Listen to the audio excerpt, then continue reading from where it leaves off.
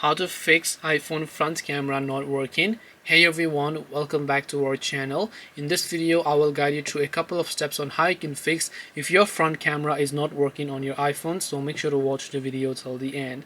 So if your front camera is not working, you can just try to open the camera app and switch it, and also make sure whether it is only on the photo mode or also on video mode, because chances are if the issue is occurring on all of the modes, the fault is with the hardware level of your camera, which means that the hardware could have been damaged. In that case, you have to take to a repair center.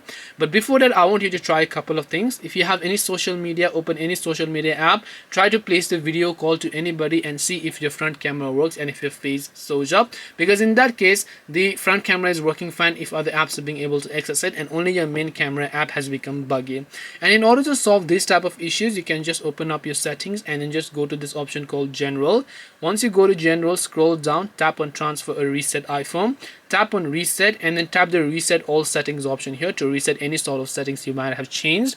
After that, you also want to go to the software update option, check if your iOS has received any sort of update and see if that helps you solve the problem. Last but not the least, press and hold the power button and just try to power off your phone and then see if that helps you solve the problem as well.